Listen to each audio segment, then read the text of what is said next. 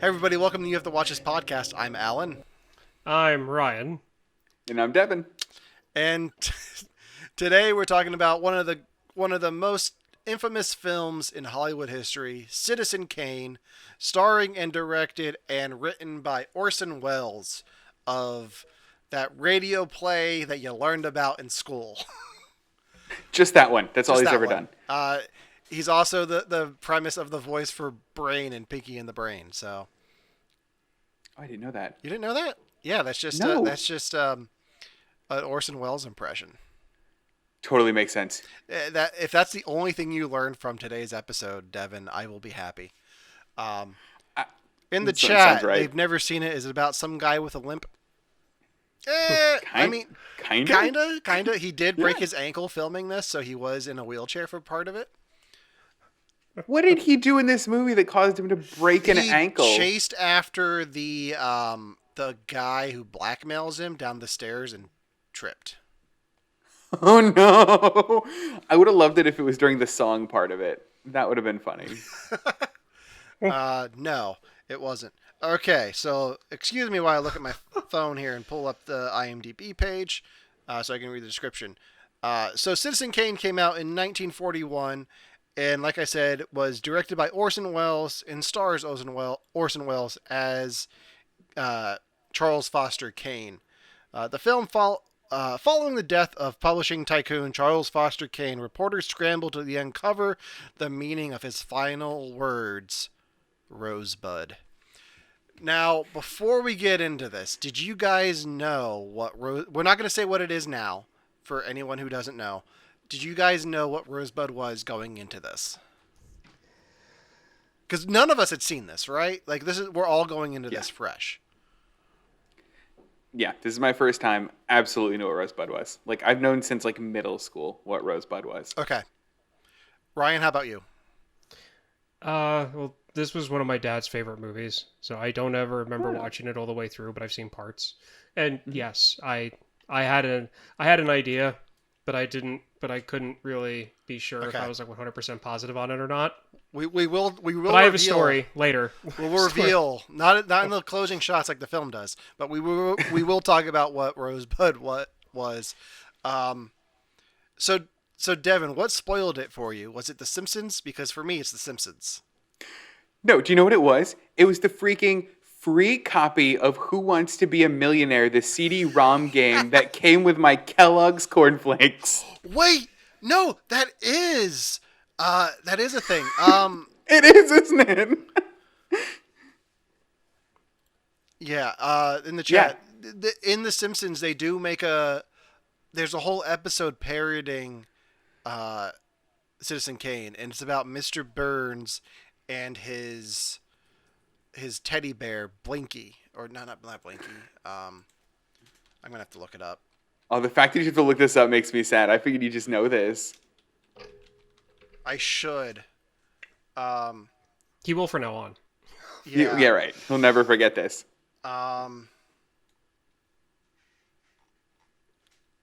Which one was it? Did he have multiple teddy bears? Are you like having trouble on. choosing? No, I searched the wrong thing. Bobo. It was his teddy bear Bobo. Bobo. It is episode 5, season 4. That was early on. Holy cow. Yeah. Yeah, wow. Is the episode really called Rosebud? It is. See, it's too specific. I didn't. Yeah. It's the one with Burns' birthday with the Ramones. And Mr. Burns says, Smithers, have the Rolling Stones killed, but sir, just do what I say. Like, I love that. yeah. So, like, they do a whole parody of him trying to get back his teddy bear from Maggie. It's weird. It's kind of cool. But yeah, so The Simpsons kind of, like, just the title of that episode, I guess, ruins it. Well, it doesn't really ruin it, but it. So. Friend of Chat's the being show, great Christian, tonight. is being a great friend right now. Yeah. I love it. Keep it up, man. Shout out for him for listening. Thank you. Since we're on the Yeah, thank topic of The Simpsons, I am in the process of putting together my top 10 episodes of The Simpsons list for another podcast that I'm doing next week. Oh, man. And I think this episode might have to go on there. So. Well, yeah, if it's that kind of episode. Yeah. Also, hey, Sabretooth. Thanks for joining. Yeah. You can't do it. Like, I can't make the top 10 list. It's hard. I've been thinking about this for months. I've got it narrowed. I've got at least 5 episodes I know are going on the list. It's tough. But anyway, enough about The Simpsons. Let's talk about Citizen Kane. So, Right. besides this, what else do you guys know Orson Welles from? Is it just... He was in... What the hell was he in? He was in a movie we just watched recently at the very end of it. The Muppet It was movie. like a... That was it! That one. I know him from the Muppet movie. Okay. Ryan? So the thing is, I think Orson Welles, author. Is it the same guy? Yeah. Yeah, Okay. he did... I know him from his books. I don't really know him from... I think you're thinking H.G. Wells. More than likely. Okay. Didn't Orson Welles do the movie that eventually starred Tom Cruise? War of the Worlds. Yes. That one. So yeah, that was a long walk. Thanks. Orson Welles is infamous for the War of the Worlds radio play, where people tuned in and thought that the world was ending because they did it as a real life, this is what's happening right now, play. So people in the late 30s were like, oh my God, aliens are here. What do we do? Because it went out. I don't know if it was nationwide, but it went out to a lot of people, so there was panic. And that's part of the reason this movie was created.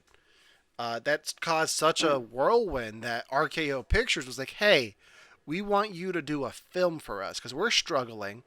Here's all of the money. You have full creative freedom to do whatever you want. And that's how this film was born.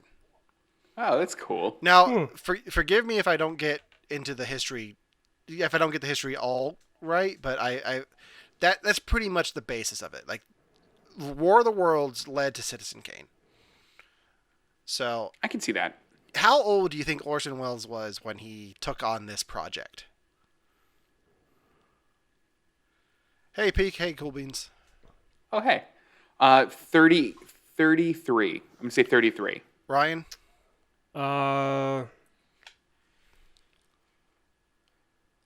28. 24. No, he He wasn't. was 24 years old. Ugh. Yeah, Makes me feel lazy. it does. Well, you also have to take into effect what the average lifespan was back then in the United States too. So I mean, just take that and do the percentage. I mean, you're gonna feel. I mean, he was still younger than us technically, but I mean, still, he was still probably had the innards of somebody who's probably like 40. That is It fair. was hard back then. That is fair. So yeah, Orson Welles is also a voice in Transformers the movie, the animated one from the 80s. Who? He He seems like a Decepticon. I don't want to he's typecast he's his the voice. big one. He's the big one that they fight. I forget the name. Gotcha. Unicron or something like Unicron, that. yeah, that's it. Unicron, yeah. Looking at his catalog, just looking at like acting, History of the World Part 1 is probably the first movie I saw of all the ones on the list. So even though I didn't know it was him, my dad probably pointed him out to me when I was like 12 watching that movie for the first time, and I just don't remember it. So I'm going to say that. Okay. Good That's choice. fair. That is a good one. All right, so the film was written by Herman Mankiewicz, which is part of the reason we're doing this is because of the film Mank, which is on Netflix and nominated for a few Oscars, and I wanted to watch that, but I wanted to watch Citizen Kane first. Since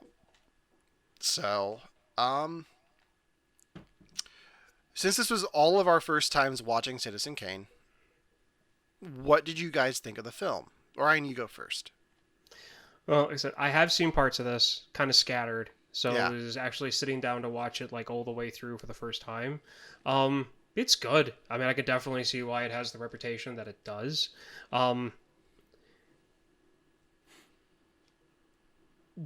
some of the stuff is definitely like, okay, this is definitely made in the early 40s.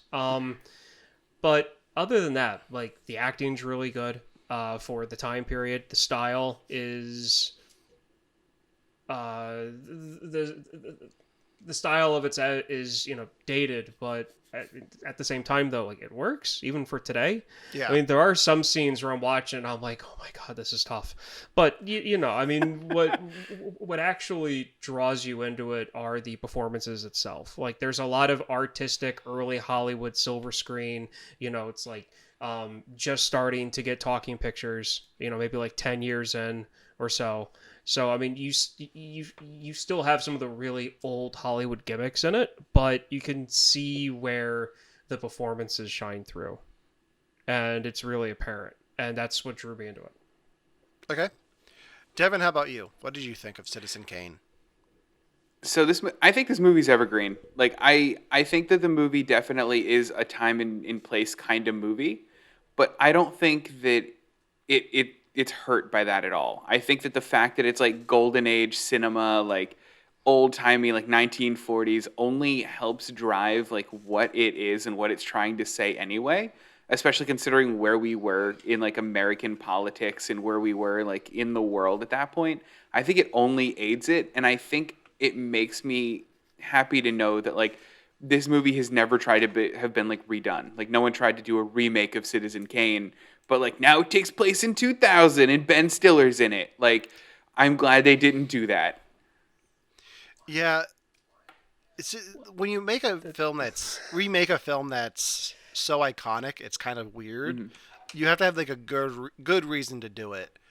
And the only one that had like an okay reason to do it was like when they remade Rear Window in the 90s. Do you guys know about this? It was Shia LaBeouf, right? No, that's Disturbia. They remade Rear Window. The film's called Rear Window in the 90s. Oh. With Christopher No. Reeve. Post-accident. Oh. Yeah. And that's I like that. That's a weird reason to do it, but it let him act. Was it good? I've never seen it. Oh man, we should do that one. Yeah. I mean, I've seen the That's other Rear Window a lot. Okay, so for me, Citizen Kane was really enjoyable. There's a lot to dissect here. I can see why it makes all of the greatest films of all time lists. For me, it's probably high on my list of favorite. If I had to make a list of favorite, like top 50 films, this is definitely in the top 50. Just because there's so much meat to chew. And we'll get into that, but I really enjoyed this. My question for you guys now is, do you think this is one of the greatest films of all time? Ryan, what do you think? You have more of a history with the movie than I do. I just like saw it today. Like, what do you think?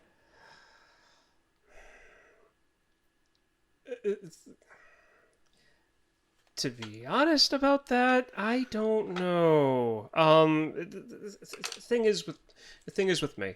I get that there's all these people behind it. You've got a like top Hall of Fame caliber name when it comes to the when it comes to the acting, what the movie's about. I get all of that. I get the hype.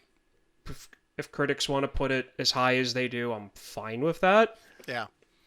I don't ever know if I'm ever going to want to watch this again. It's definitely one everyone should watch once. In the chat, Cool Beans is asking if they should watch it. Yes, everyone should watch Citizen Kane at least once. Yeah, I might revisit this after watching Mank just to see, just because it'll be fresh in my mind. And after doing some research, I kind of want to go back and revisit it, knowing a little bit more of what I know. Devin, how about you? Oh, yeah, absolutely. I think that it deserves to for a lot of reasons. Like, I was watching the movie, and sometimes I was like, why don't people take lessons from this movie? Like, I've seen movies that come out now, so many years in the future that are shot worse than this movie is shot. I've seen, character composition and lighting composition and scenes that are worse than this movie now. And this is such a great template to follow. So yeah, I think it deserves to be as high up as it does. So, part of the reason this is on so many lists of the greatest films of all time is it. I saw one comment earlier doing some research on this, and it was this. This is the first greatest film of all time, and I think that has to Sure. do with the beginning of Orson Welles' film career. They made a lot of advancements technology wise with cameras and like the fact that this whole cast is a theater cast. Hmm. Like they're all the I forget which theater company it was. The Mercury actors. They're the same actors who did War of the Worlds on the radio. Oh, that's neat. Um, Hold on. While we're talking about the cast, my favorite freaking thing, one of my favorite things about this movie is that Orson Welles is the big name behind this movie, right? Like he's yes. why they made the movie. Did you guys catch how like far down on the cast list he's listed? Hmm. He's 13th in the cast list. He like had say in that, and he let all of these new actors get spotlights and be listed before the big name. Well, he gets the big name with actor, Yeah. and I think that it says a lot about the film itself too, because it's about Kane, but it's not. Mm-hmm. It's about other people discovering him. What is it? Charles Foster Kane. Yeah, Charles Yeah. Foster Yeah. Kane. Um, but so yeah, so you have I almost said Brando. You have Orson Welles. Towards the end, they both look the same. They do. They you have him coming in as this young hot director, um, and screenwriter. Like him and Mankiewicz had a lot of drama behind the scenes. Like Orson Welles tried to buy him out of his name in the credits, and like gave him money, and then the Writers Guild was like, "No, you can't do that." And he tried to get his money back, but Ming's already spent it on alcohol, so he couldn't get the money back. But then the name I was looking for was Greg Toland, the cinematographer, developed a technique to have everything in focus at once. Is it called the Toland technique? No, it's I'm shocked. It's deep Thank focus. God. So it's a technique that keeps every object in the foreground, center, and background in simultaneous focus. And it brought a sense of depth to the two-dimensional world of movies. So this is a technique that's still used today. Another technique that's used a lot in this, which was which is something that Wells got from John Ford's films, like Birth of the Nations and Grapes of Wrath, was the placement of the camera. Every time the camera looks at Citizen Kane, it's looking up at him like he's a powerful figure, and every time it's looking at somebody else, it's looking down, which shows them as weak. So it's very. That's one of the first things they teach you in film school is camera placement and that. It's like wherever the camera is, like. Does that make sense to you, Ryan? It does. Yeah, no, Okay. I I can't tell because your video's frozen. It is. Yeah. Yeah. Oh, okay. Well, I'll speak up. Okay. Was there anything visually that caught your eye in this that you were like, oh wow, that's really cool? I had kind of the opposite. Okay. Tell me. So even though like I knew what the basic premise of the movie was, I was kind of iffy on like the plot device, but at the beginning of this, like it's going up the grate, and then it goes over the lake, and then you see the boats, and I'm thinking to myself, "Oh wow, I really wish this was like the River Styx or something."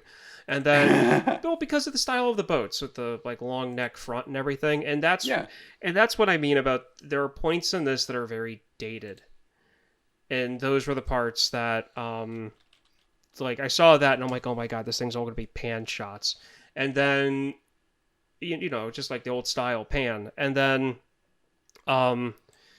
it got to the point where they started having conversations, and then it got into what Alan was talking about you know, like how the camera angles were, and it felt more modern, and it actually got me more interested about what was going on. Because to be perfectly honest, I was I was getting really tired of all of the newsreels. I mean, it was like, what, a 10-minute newsreel to begin or something Yeah. like that? Like, it went over, like, every plot point that you're going to see in the movie in the first 10 minutes. Yeah, and I get it for that time because that's how a lot of people got their news. They'd go to the theater, they'd wait for the cartoons to play through, and then you had your, like, news segments where they had their, like, little, like, basically, like, local news stuff or, like, national news. So I knew that for the people seeing that when it came out, there's nothing there that stands out, weird. Like to them, like, oh, cool, they're doing their own form of like newsreel. This is, I can actually get involved in this. I feel like I'm in this world.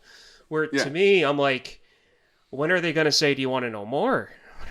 When are they going to say? So I really enjoyed the newsreel at the beginning because it gives you like a roadmap of where the film's going to go, but then it like deep dives into all of those moments, with the exception of his wife and son dying.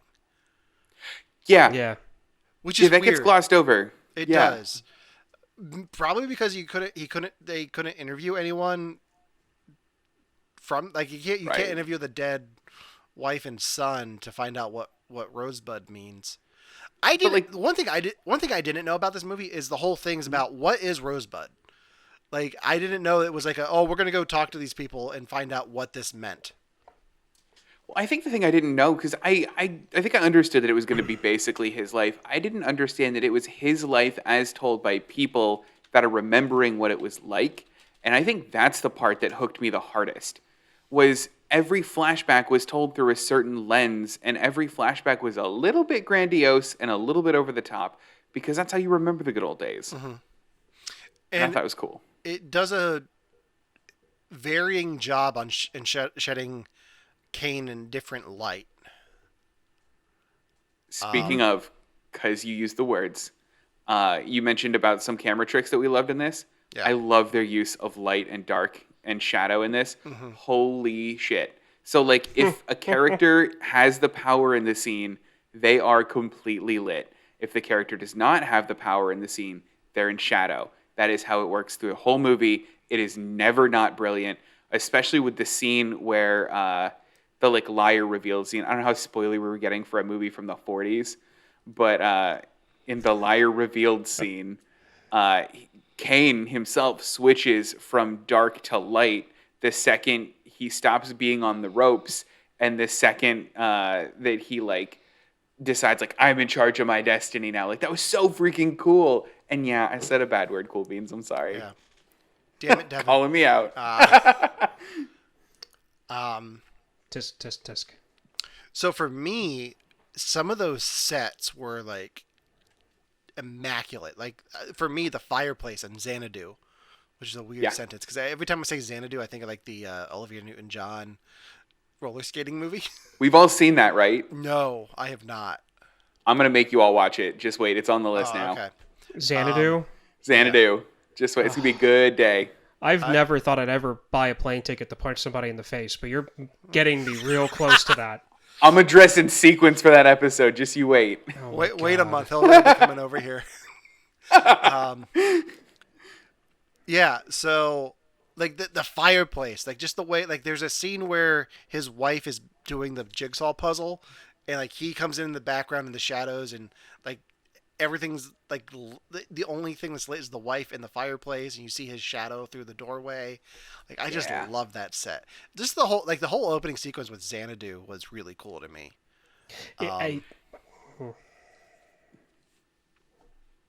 Sorry.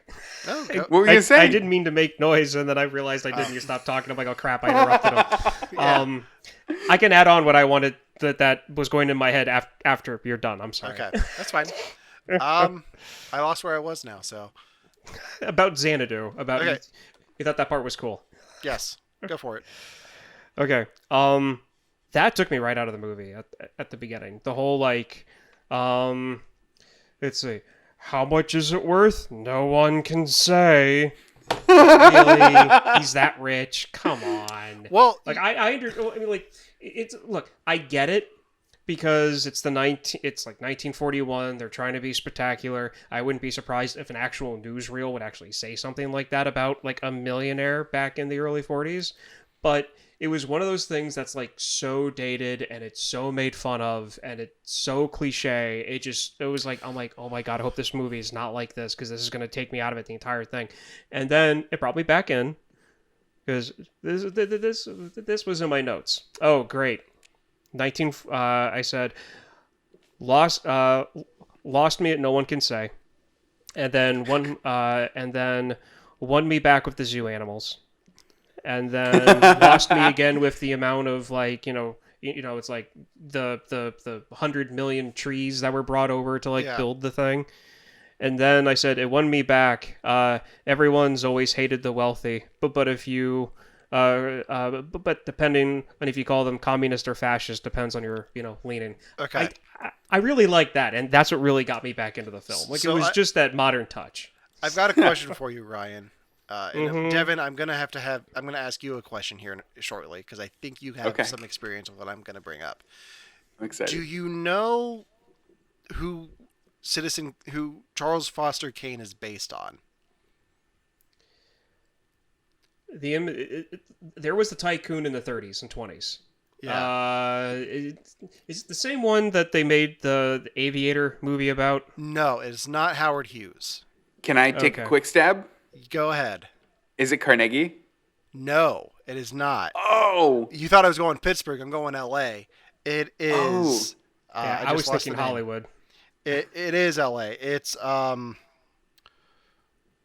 I lost the name. I had the name It's here. not Mulholland, is it? No, it's Hearst. Oh, it's Hearst. Yeah. William Randolph Hearst was a publishing tycoon in the early 19th century, 20th century. And in LA, they have Hearst Castle. Mm-hmm. Devon, have you been to Hearst Castle? I've not, but I heard it's really cool. It's pretty much the Xanadu of LA. It is. Because it's what this was based on. The whole thing with the wife, like the wife is based on Hearst's wife, Marion Davies. There was a whole subplot cut out about her affair with Charlie Chaplin. That's cool.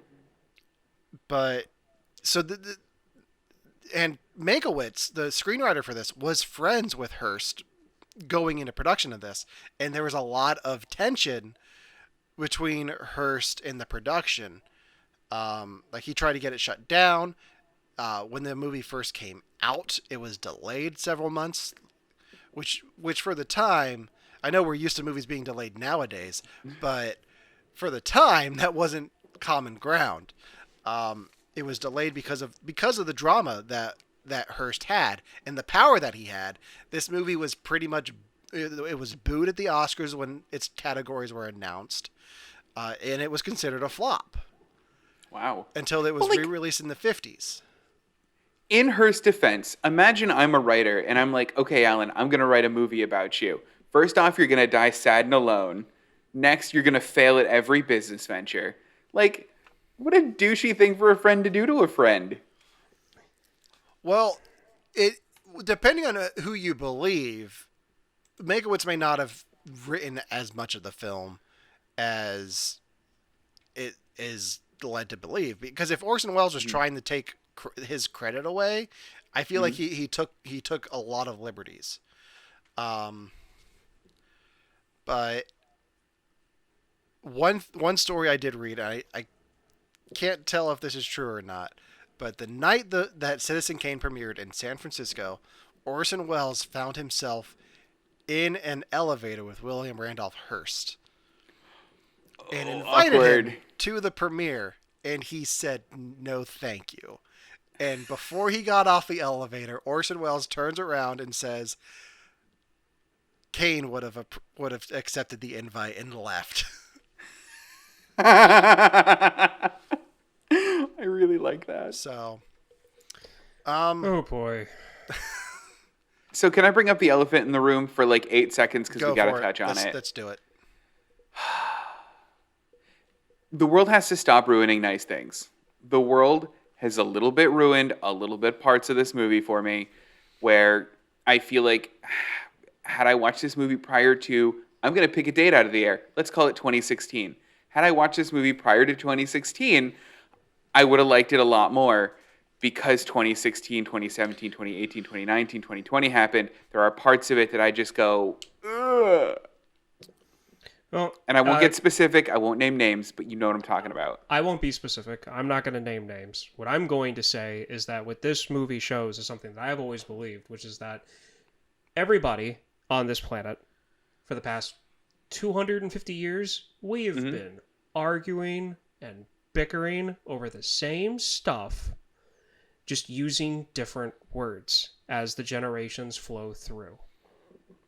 Because if you pick up a newspaper from like the early 60s, guess what? 40% of the news articles for the national news are going to be about the same exact topics we're fighting over now. They're just going to be using different words and different meanings because it was 2 generations ago. Yeah. Yeah. Devin, you're not naming names is making chat laugh. That makes me happy. So But that was like my only thing, and like I think the 2 biggest problems I had with this movie was that, and then the freaking parrot out of nowhere. Did we all see the parrot out of nowhere? Oh yeah. There's like a screen wipe to a translucent parrot going bah! Like in the middle of a fight, and I'm like, what are you doing? 1940s Hollywood. Orson Wells was known for scaring his audience with the War of the Worlds. Maybe that's what he was just going for, that jump scare in the He's like, Citizen Kane. Wake up! Yesterday aliens, today parakeets. If buying newspapermen out of their paper to a new one bores you, wake up! Here's a parrot. Right. Okay, so that was it. The only thing, kind of like with Devon, this is small. I'm sorry. This is I'll go for it.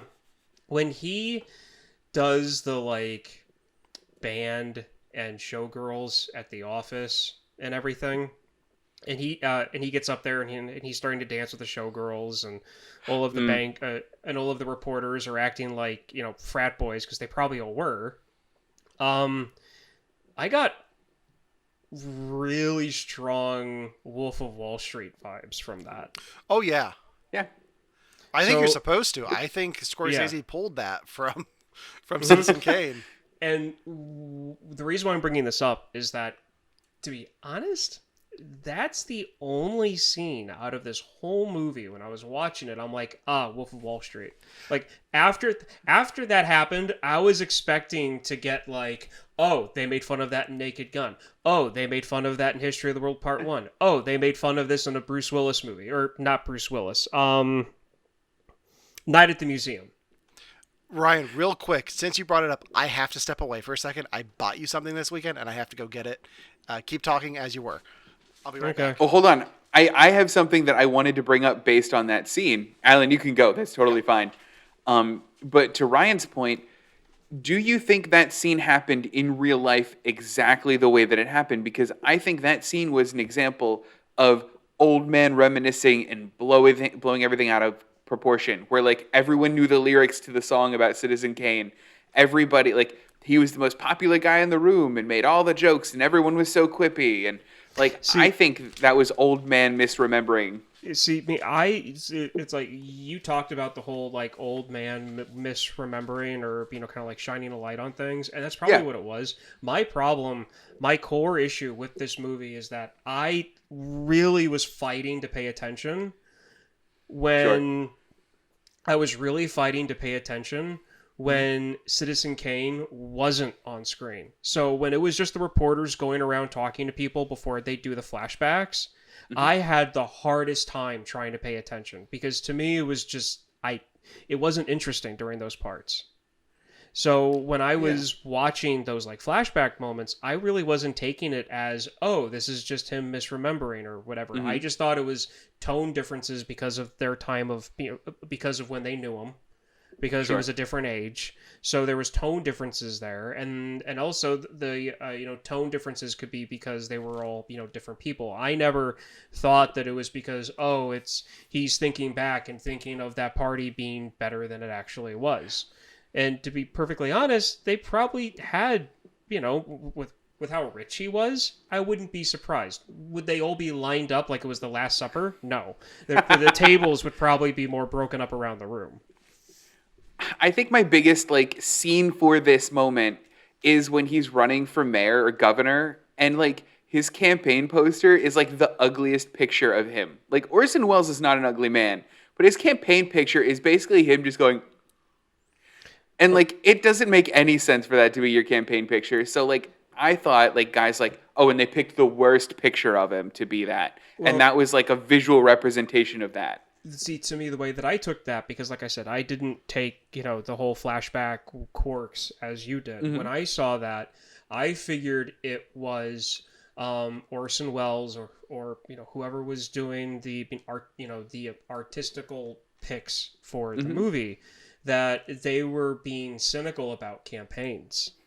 Because he's in the stadium, standing there, making a bunch of stupid political jokes about himself, like every politician's ever has always done. They're making him really, like grandiose, and they decided to pick a picture that kind of makes fun of like old style campaign pictures of people to where it looks silly. That's how I took it. I thought it was like a little jab at the silliness of like campaigns, like metacriticism. I like that. Okay. Alan, I'm so excited. Okay, so I'm trying to make sure I have the artist correct. So bear with me here. Okay. But this past weekend, if anyone watching was at the Main Street Comic Con in Waynesboro, we were there. I was part of a panel. I got a chance to go around and shop for some art, and I found some art. And I just want to make sure I have the artist right before I say it. I believe it was Panda Designs. Yes, it was Panda Designs. I saw a piece of art that I was like, oh, Ryan's going to like that. And the fact that you brought up this movie tonight makes me know that you will like this. So, it is The Wharf of Wall Street. Oh my god, yes. That's pretty wonderful. My god. Yeah. I really need both of you guys to watch Deep Space Nine with him in it, because there's like a romance that he has with a character that... Because I'm thinking of Wolf of Wall Street, Leo, that weird relationship he had in the film. Like, yeah. Oh my god, that's funny. I saw that and I was like, I gotta get that for Ryan. I don't know why. He's never mentioned Wolf of Wall Street before, but I know he likes Worf. And that is that the pun game on that is too good to be true. So good. It's great. So yeah, I got that for you to hang on your wall. Thank you. I appreciate it. It'll be going up as soon as I can get my hands on it. Yes. All right. Anyway, back to Citizen Kane. We should get into the spoilers at this point, I think. If you don't want to... Before we get into spoilers, did knowing what Rosebud was ruin the film for you? Did it add anything to you? Before we reveal what Rosebud was to anyone who hasn't seen it. I'm going to say that it made me think a little bit deeper about some of the questions that were being answered, because I knew what it was. I didn't know what it meant. I just knew the literal thing or the person or whatever that Rosebud was, and didn't know why it was what it was and why it was his last word. So a little bit of the mystery was still there for me. Okay. So for me, I was 100% on... I knew what the meaning was behind it. I was like 50-50 on what the inanimate object was. Mm-hmm. So I still had that moment of like, oh, it's that. And then they showed it. And I was like, yeah, I remembered correctly. Like, it was one of those. Okay. All right. Yeah. For me, it was added like a depth. Like anytime something along the lines of that were brought up, I was like, okay, so this is where it's going. Like, this is what it... And I think it just let me keep an ear out for any mention of a certain aspect of his life, and I was like, okay, Mm-hmm. so this makes sense. That being said, if you have not seen Citizen Kane and do not want to know what Rosebud means, now is the time to tune out. Come back to us. This episode will be available on our YouTube channel and all major podcasting platforms. Just jump to the 39-minute mark, and you'll be able to listen to this tomorrow afternoon. Nice. So that being said, spoiler alerts for a movie that is 80 years old. Wow. Yeah, I did the math right. Wow. So Rosebud is revealed to be Charles Foster Kane's childhood sled.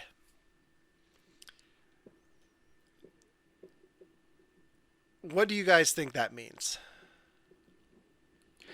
Ryan, you said you had the meaning right first. Yeah. I really want to hear what it is because I have some bigger questions about this movie. Okay. And I want to hear you first. So from hearing my dad talk about it, and then seeing the movie finally for the first time through, it made sense.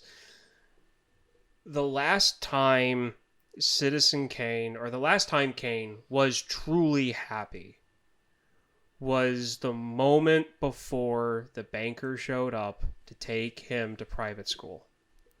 And what was he doing? He was on his sled, having fun. That was the last moment that he was truly happy. Because throughout the rest of the movie, he's buying, traveling, doing this, doing that, to regain what he lost from his childhood when he was forced away from his family. And so when he's in that crystal shop, ruining everything and tossing everything around, and he grabs that snow globe and he's reminded of the day that he was taken from his family, he finally realizes Rosebud. It was the last time he was truly happy, and it put him right back there. And finally realizing it at such an old age, after the fact, is what put him in the depression that he was in, and why he wouldn't let go of that snow globe.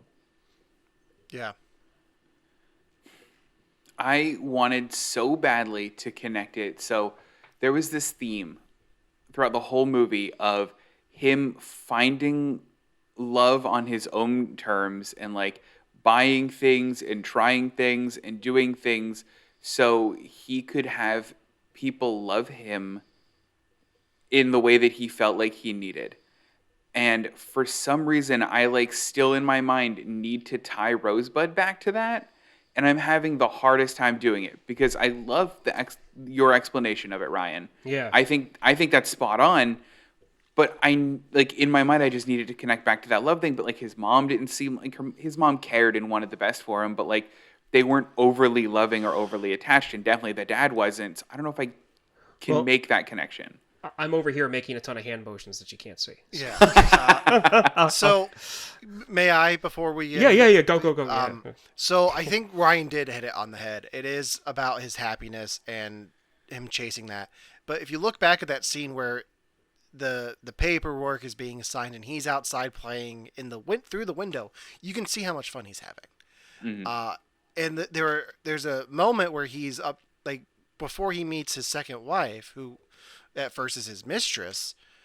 He's on his way to go look at his childhood things. If he hadn't been splashed by that car, he would have found Rosebud sooner, and then his whole life would have been changed. But he got distracted. And it's about his journey trying to find happiness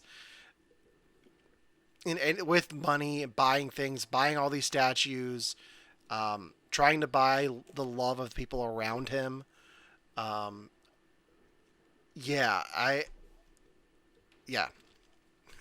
think Ryan nailed it. Yeah.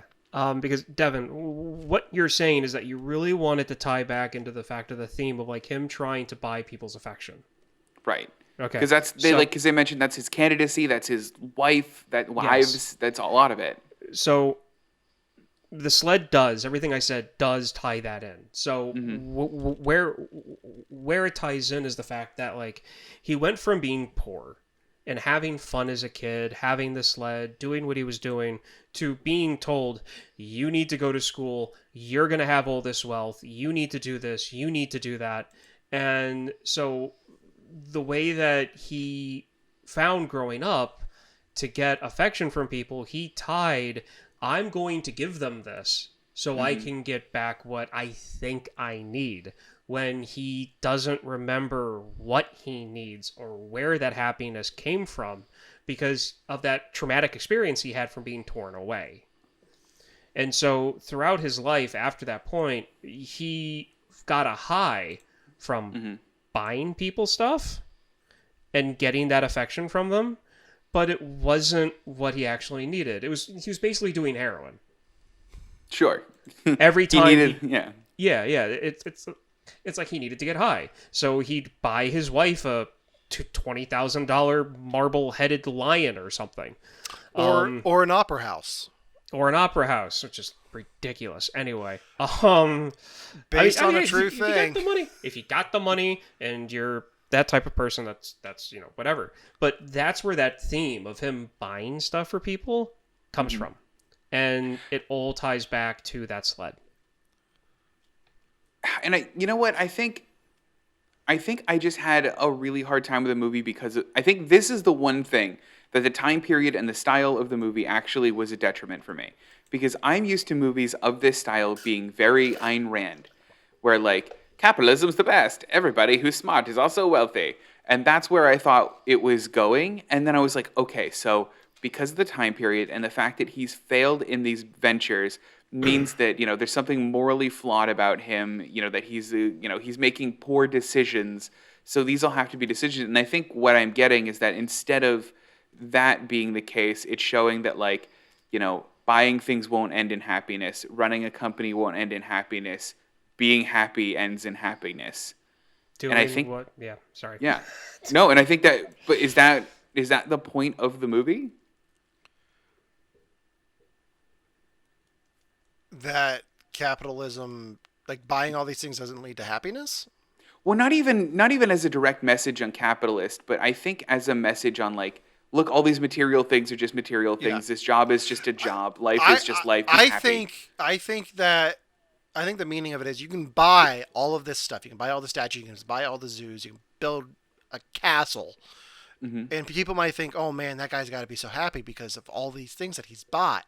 But what brings you true happiness can be just like an old sled from when you were a kid, like something that is worthless to anyone else. Somebody else is just going to throw in a fire to destroy after you're gone because there's no one else can see the value in it except for you. Like it's one man's junk is another person's treasure. That's where I see it meaning. What do you think, Ryan? Was that close?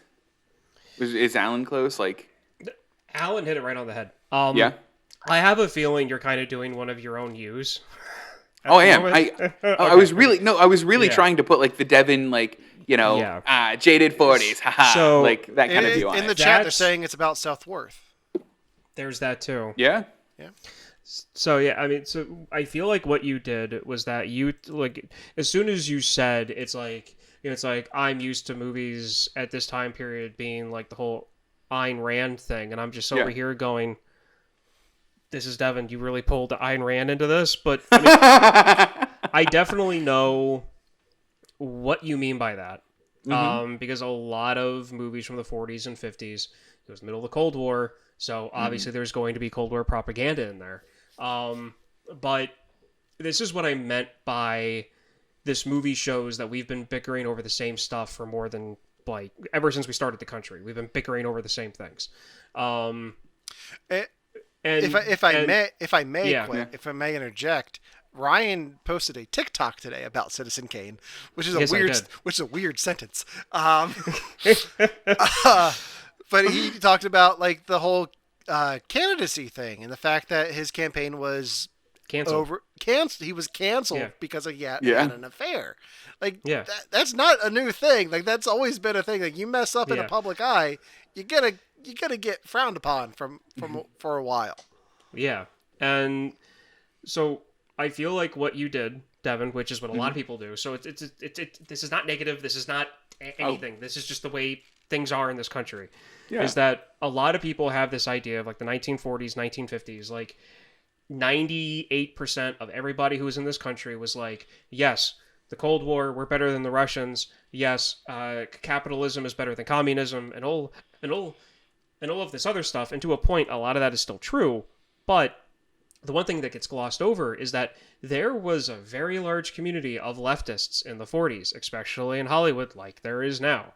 So when it comes to the 1940s, 1930s, 1950s, you will still find movies like this where they'll show somebody from the political left calling Kane a fascist, somebody from the political right calling Kane a communist, and then Kane himself saying, I'm just an American.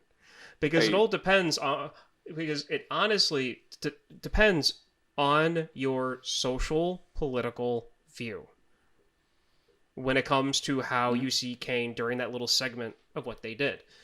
So when you're thinking of the 40s, by all means, like, if you look anywhere, like, golden age propaganda, like, of course you're going to think almost everything made in Hollywood in the 40s is going to be like, yay, capitalism. It's all good. When in reality, a lot of the stuff shows the true face of America back then, which it really isn't that much different from today. And that's really true. I actually had a weird, and along those lines, I had like a weird personal connection to this movie, especially that end where they throw away and burn the sled that is Rosebud. That was like his, like, not prized possession, but his like tie to happiness. Like, I did that. Like, we had to clean out my grandma's house when she moved into the nursing home, and we threw away all these things we knew she loved because they just had to go away. And like, it's just like those kind. And you're right, like those universalities of like, hey, even though it was the 40s and it's freaking 80 years later, like, human beings are still human beings, and we're still attached to our stuff in the way that we used to be back then, and it's never about the stuff. Yeah, like, I have something like that. It's not as like, I'm sorry? I was gonna ask, do we have rosebuds of our own? So, I have one, like, I have two things. I have one, which is a signed baseball from the one little league team that I was in when I was a kid, and I had my first major surgery. They all signed a baseball for me, and I got it. I still have that baseball with all of their, like, elementary school best they could cursive on, like, on the baseball. So I still have that. That's kind of my Rosebud, but I think truly is a music box that my parents had when I was growing up. There's this little music box. It's silver with like gold accents on it, and I remember as a kid growing up, like, even my earliest memories, I'd go over to this thing, wind it up, and just play it because it had the glass top and you could see the gears working and everything. And I don't know where the song's from. I don't recognize it from anywhere else except from this one music box. And when my mom was moving from her house to an apartment, she was getting rid of a lot of stuff. And I saw this thing and I'm like, no, we're not getting rid of this. Like, this is, like, I see this and I can remember the layout of our house in Alton. Oh, wow. Like, it's the one thing that my parents owned that is just connected to my childhood, even though it has, like, other than that, there's no specific interest, or it doesn't even look like anything that I would want compared to everything else that I have. But yeah, no, like, that's the, like, out of all the few things I would grab away, like, if I had to, like, evacuate, pictures, laptop, phone, that. So, Devin, how about you? Do you have one? Yeah, it's a plastic Power Rangers wallet, and within the Power Rangers wallet, I have my most important pictures. I have a picture of my mom, dad, me, like, all in the Walmart like fancy background picture. We're all in suits, and then I have a picture of my two sisters when they're very, very young, a picture of my dog, and a picture of Spider-Man. I don't know why he's in there, but he's in there. Okay, which Spider-Man? Is it the cartoon Spider-Man, comic Spider-Man, Tobey Maguire Spider-Man, Tom Holland? Oh, we're getting into this. So it's actually a picture of two Spider-Man. It is a picture of the Spider-Man from the comic book, and on the other side is Scarlet Spider, because I Okay. got that picture at the same time the Scarlet Spider arc was happening. Okay. Yeah, that's my Rosebud, man. It takes Oh, me right back. I don't think I would have realized this was one until recently, but Hmm. my parents have a piano in their house, and I never learned how to play piano, but um, I always would doodle with it. Like I would learn. I learned a few pieces from the show Lost. I learned those on that piano. It's just always been in my family's house. And then over Easter, my parents were like, "Oh yeah, we're looking to get rid of the piano." I was like, "I want that piano." Like I don't know why. I think just thinking back, it belonged to my grandfather at one point, and when he moved to the house he's in now, we took it. Um, and I don't know why. It's not a great piano, but I kind of want that piano. I don't want that piano to just be thrown away. So I think for me, Yeah, that's like the closest thing I have right now. it's very cool. Yeah, see, I didn't realize about the music box until we were moving my mom out of the house. Yeah. So I mean, you honestly never know exactly what it is, and that's what I like about this movie is the fact like he didn't realize what it was until he had something that like jarred his memory, and then Yeah. he remembered it, and it took him until he was what, like in his 60s till he figured it Yeah. out. The other thing I have is I don't have a camera that I borrowed from the high school over the summer and never returned. But I remember the high school had a V8 like a mini VHS camcorder that that I found. I have one that's very similar to in my closet right now. Um, and that just takes me back to like the early days of my filmmaking uh, dreams and aspirations, and that weird 24 parody that I had Devin dress in a dress for. I was being Edgar. It Yeah. made sense. Don't Yeah, worry it about did. it. We were in high school. It was weird. If I can find those tapes, if I can find that tape, I'm putting that together because Oh, we you have shot to. most of that. Yeah. Oh my gosh. I Yeah, think it'd it's be funny if you do shoot it. We should like add some ending to it with us the way you guys are We now. never shot the ending. We we should have do the to. ending now. Devin, That do you would be remember funny for the age difference. Devin, do you remember what the ending was going to be? No. So the short was called Bad Day, and it was going Uh-huh. to be you playing piano with your hands behind your head to Daniel Porter's Bad Day. Because I'm it was in. We're doing it. 2006, and that was Yep. funny. We're doing it. Why I'm do on I board. remember that? Oh boy. Yeah, I love it. I hope you have the Yeah. script somewhere around there. I think I do actually. I think that I'm a hoarder when it comes to like that kind of stuff. Like I have a folder with all of those scripts and things. But that's cool for the future though, because you're gonna look back on that when you're 60 and you'll be like, And be like, look at young me. "Yee." Yeah. And you're not gonna have to tear apart you're not gonna have to tear apart a oh crap. What's that like fancy place that sells the crystals? Like Swanson or whatever? I forget that. Yeah, whatever. I know what you're talking about. You're not gonna have to tear apart a crystal shop to finally figure it out either. Yeah. Right. I love that scene. I'm just like full. It's like, oh, dude, I wish I could do that to like a China, like to something like a bull in a China shop. Please, I just want that experience. It was his wife's room, right? I, Because that was at the castle. but there was like a ton of people around. Yeah, his staff. Oh, okay. Can I bring up my favorite thing about Xanadu? Sure. How they decorated Xanadu, especially the great room, where it's this room that's bigger than any apartment I've ever lived in, probably bigger than all three of our apartments combined. What has he got in it? A couch, and then a chair 80 feet away, and a rug. And that's it. Like, you could have filled that up more, set designers. No. Why didn't you fill that up more? No? I think it's intentional. I think it's Yeah. It's intentional. intentional? Yeah. Why? Every single ridiculously wealthy person needs a ridiculously huge empty room with a chair. Yeah. It's like you've never seen Tim Burton's Batman. I haven't seen it in long. Does he have an empty room with a chair? He has Throwing the stuff on my giant. computer screen. He has the giant dining room table. He's sitting at one end. Vicky Vale's at the other. They're on a date, and they're like hollowing across for like the salt. And Bruce Wayne's like, I don't know if I've ever been in this room before. Like, I'm gonna have to rewatch that. I think I might have. That might have to be my next pick. It needs to be. I'm down. But to me, like, when you get to be that wealthy, and you have that type of like, the work that he did or whatever or didn't do at that point of his life, I don't whatever. But anyway, I would love to just have a room. Sorry, I thought the door opened up behind me. I wish I had a room that was completely empty, that was just massive, that if I dropped a pen or something, it would sound like a bookshelf fell over. Or, you know what I mean?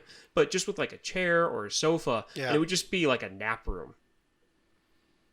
See, I'm on board for nap room, but like big empty room like freaks me out. Like there's too much space. The opposite of claustrophobic? Yeah, kinda. Yeah. Yeah. Okay. It's I can get that. Like being in a big open space by yourself is weird. Yeah, it just I don't know, that room would freak me out.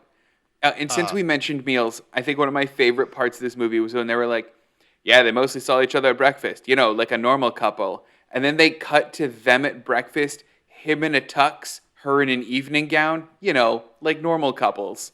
Yeah. That are as wealthy as Jeff Bezos. Right.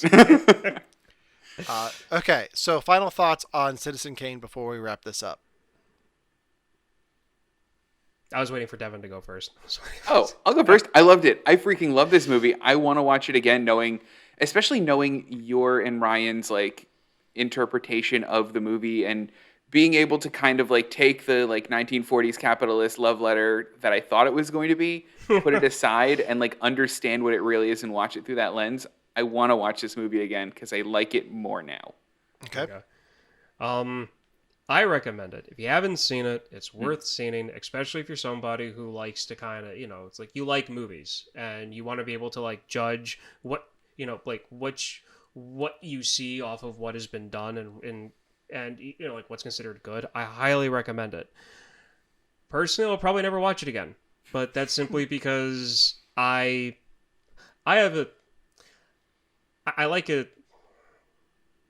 like ridiculousness over quality sometimes, to be honest. So take that with it what you will. I mean, you made us watch Virtuosity, so yeah, that makes sense. Yeah. Oh, I would watch Virtuality in a heartbeat before this any day of the week. Oh man. Yeah, this is definitely a bucket list film. If you love film and you have not seen Citizen Kane, I highly recommend it. This has been a dark spot for the podcast for a while because we haven't seen it. Now we have. I really enjoyed this. I'm probably going to revisit it after I watch Mank, probably within the next week before the Oscars. I got a lot of stuff to catch up on before the Oscars. But yeah, I really enjoyed this. I will watch it again. I think there's a lot to dissect, and after watching it the first time, going back and revisiting this is going to be a lot of fun. That being said, next week, join us for a special guest. Friend of the show from over on Nerf Herders Assemble. We'll be having Josh join us next Tuesday. We'll be talking about the 1984 film Red Dawn. Yes. A film that I've never seen. Devin, have you seen it? I have. Okay, and Ryan, you've seen the remake, right? Yeah, I saw the remake. Okay, so three different points of view going into that. I'm sure Josh is gonna love that, because he was like, "Wait, you guys haven't seen it?" I was like, "One of us saw the remake. I didn't know, Devin, you've seen the original." So that'll be fun. That'll be next Tuesday here on Facebook and Twitch. Probably not YouTube like we tried to tonight because that messed things up. But yes, so next week, Red Dawn, the original, not the Chris Hemsworth version from the 2010s. That's who's in the remake? Yeah. Oh man, is he taking over for Patrick Swayze? Yes. Whoa, you gotta Yeah. watch it now. Yeah, no, the remake's good. I thoroughly enjoyed it. Until then, until next time, make sure to like us on Facebook. If you're watching on Twitch, please go ahead and hit that follow button. We go live every week with our show. We talk about a movie, and we also have bonus streams throughout the week where Devon, myself, Ryan, one of us will hop on and just play a video game and talk movies. Like Devon and I were on last night playing some Fortnite. We need to get It's a lot of fun. we need to get Ryan involved with these streams more. Yeah, that would be a lot of fun. Maybe we'll play some Among Us or something. Ooh. I like that.